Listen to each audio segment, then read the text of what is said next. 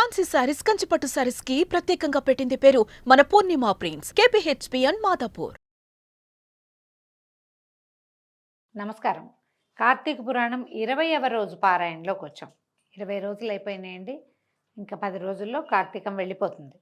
పృథు చక్రవర్తి దేవర్షి అయిన నారద మహామునిని ఇలా అడుగుతున్నాడు. దేవర్షి, తులసిని స్థాపించి ఆ మండపంలోనే ముందుగా విష్ణు పూజ చేయాలని సెలవిచ్చావు.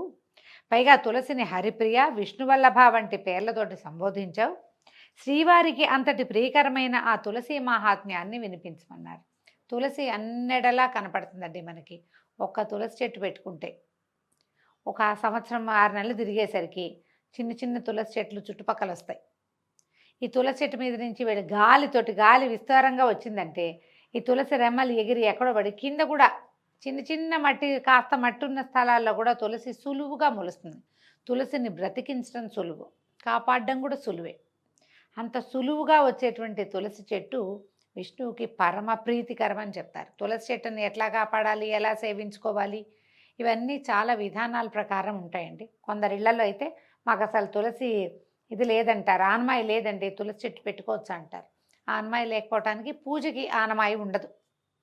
నేను కూడా మాకు తులసి పూజ లేదండి. పురాణ సందర్భంలోనే ఈ మాట చెప్తున్నా. తులసి తోటి పూజిస్తాం మేము.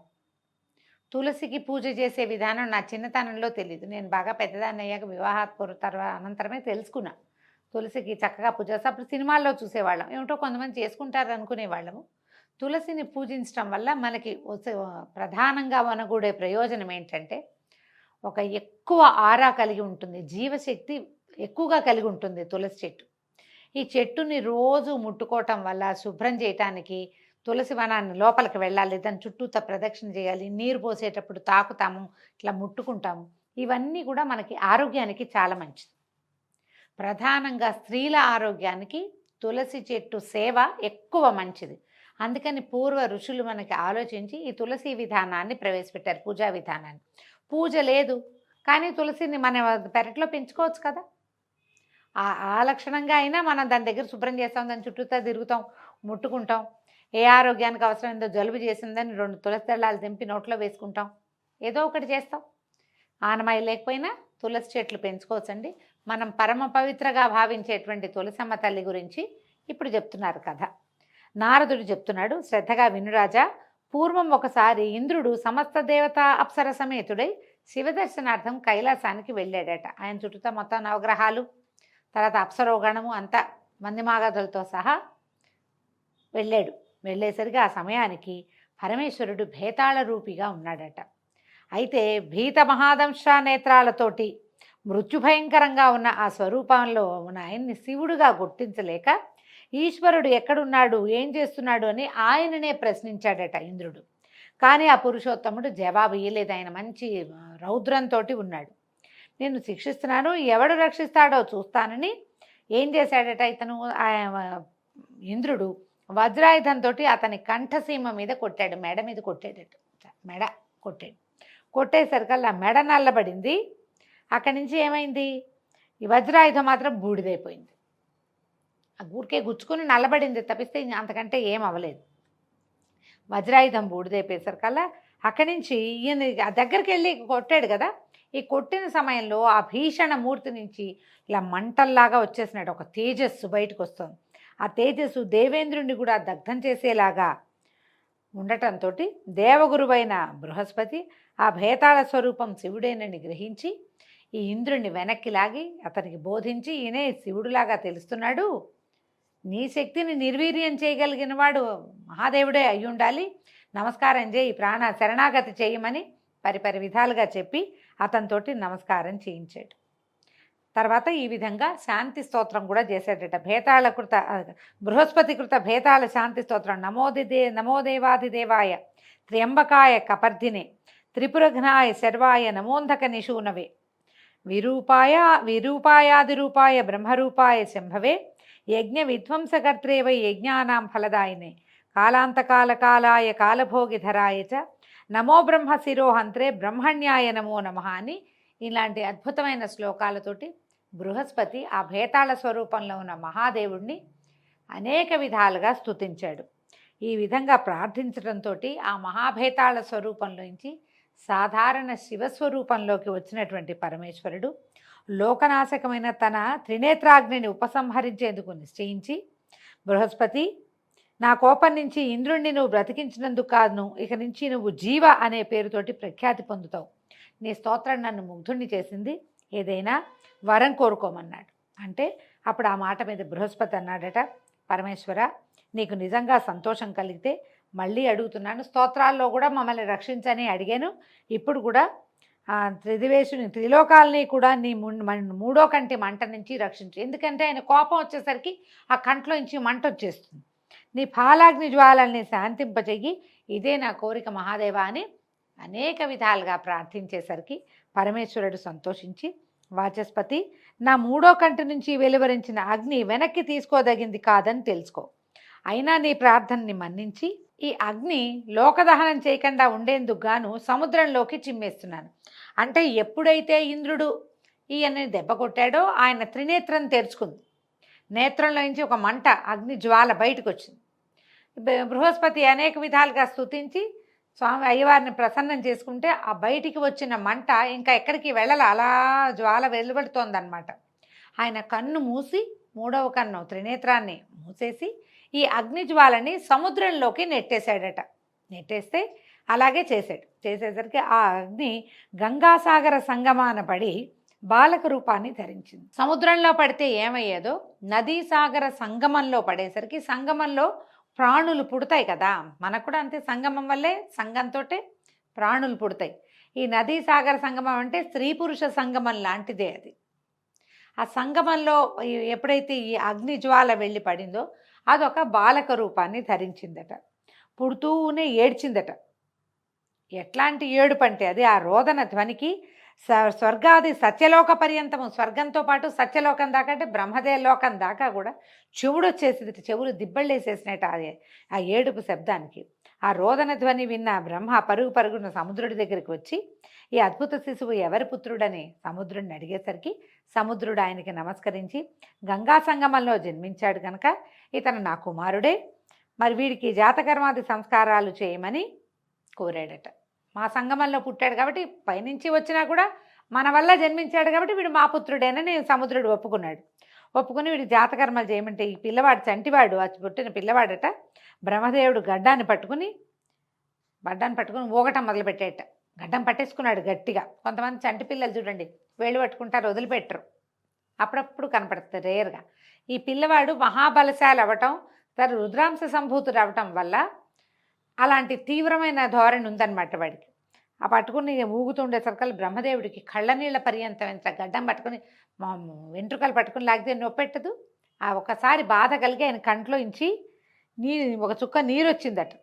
విధాతనట, ఓ సముద్రుడా, నా కళ్ళ నుంచి రాలి చెందిన నీటిని ధరించిన వాడుగా వీడు జలంధరుడు అనే పేరుతోటి విఖ్యాతుడవుతాడు. కంటి నీటిని, బ్రహ్మదేవుడి కంటి నీరు వాడి మీద పడింది, ఆ పిల్లవాడి మీద. అందుచేత జలంధరుడు అనే పేరుని పెట్టాడట. సకల విద్యావేత్త, వీరుడు అయి శివునిచే తప్ప ఇతరులకు వధించరాని వాడవుతాడు అని దీవించి పట్టాభిషిక్తుని చేశాడు. పరమేశ్వరుడి చేతిలోనే వీడికి మరణం ఉందని చెప్పి దీవించి వాడిని పట్టాభిషిక్తుని చేశాడు. ఆ జలంధరుడికి కాలనేమి అనే రాక్షసుడి కూతురైనటువంటి బృందనిచ్చి వివాహం చేశారట. రూపవయోబల విలాసుడైన జలంధరుడు బృందను భార్యగా స్వీకరించి దానవాచార్యుడైన శుక్రుని సహాయంతో సముద్రం నుంచి భూమిని ఆక్రమించి స్వర్గంలాగా పరిపాలించడం మొదలుపెట్టాడు. రుద్రాంశ సంభూతుడు అవటం వల్ల పరమ బలశాలిగా తయారయ్యాడు. అత్యద్భుత వీర్యాన్ని కలిగి ఉన్నాడు, పరాక్రమశాలిగా. తర్వాత బ్రహ్మదేవుడి వరం వల్ల, వరగర్వంతో వాడు గర్వించి లోకాలన్నింటినీ జయించి పరిపాలించడం మొదలుపెట్టాడు. నారద మహర్షి ఇంకా చెప్తున్నారు, పూర్వం దైవోపహతమై పాతాళాది లోకాలలో దాగిన దానవ బలమంతా ఇప్పుడు జలంధరుని ఆశ్రయించి నిర్భయంగా సంచరించడం మొదలుపెట్టింది.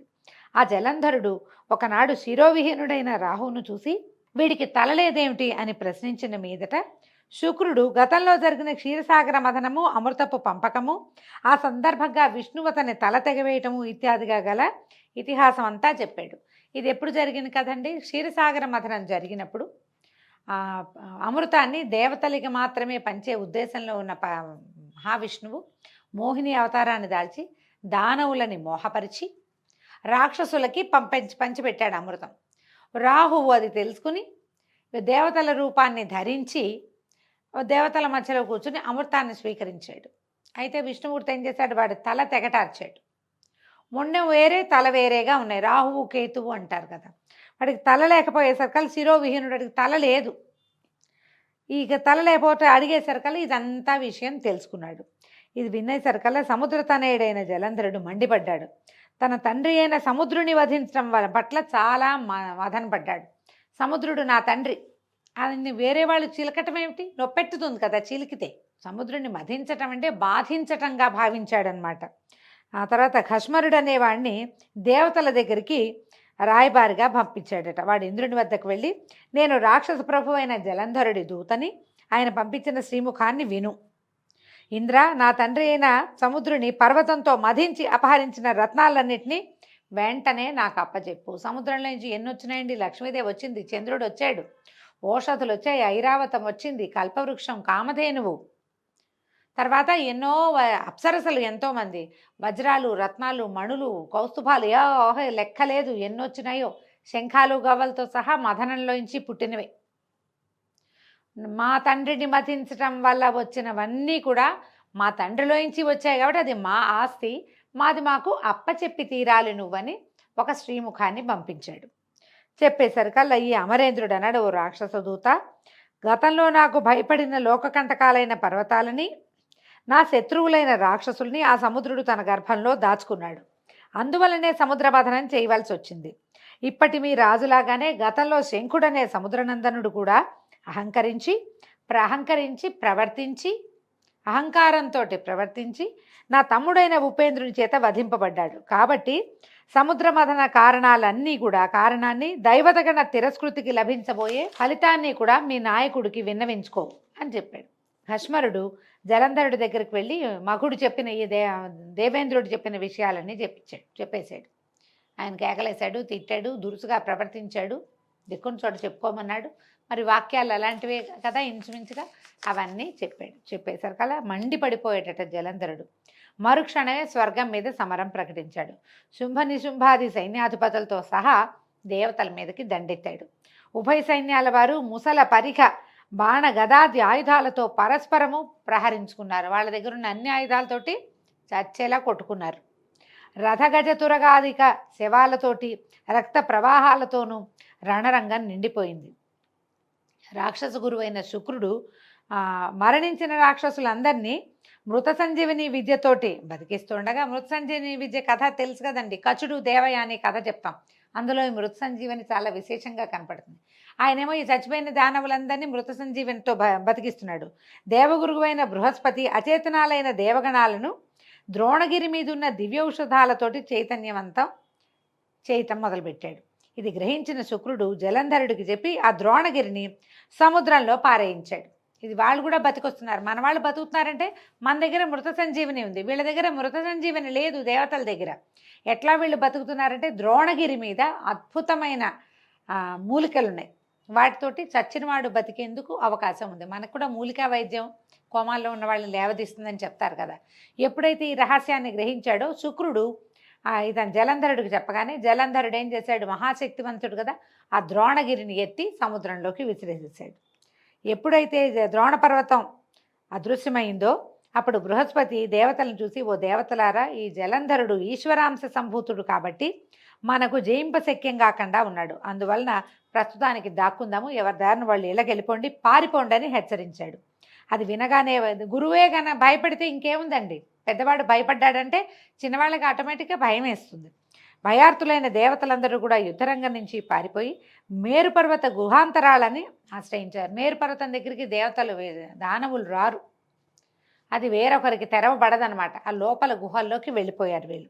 అంతటితో విజయాన్ని పొందిన జలంధరుడు ఇంద్ర పదవిలో తాను పట్టాభిషిక్తుడై శుంభ నిశుంభాదులను తన ప్రతినిధులుగా నిర్ణయించి పారిపోయిన దేవతల్ని బందీల్ని చేయడం కోసం కొంత సైన్యంతో మేరుపర్వతాన్ని సమీపించాడు. మేరుపర్వతాన్ని సమీపించాక ఏం జరిగిందో రేపటి భాగంతో తెలుసుకుందామండి. ఈ రోజుతో 20వ రోజు పారాయణ పూర్తయింది. రేపు ఉదయం మళ్ళీ కలుసుకుందాం. నమస్కారం.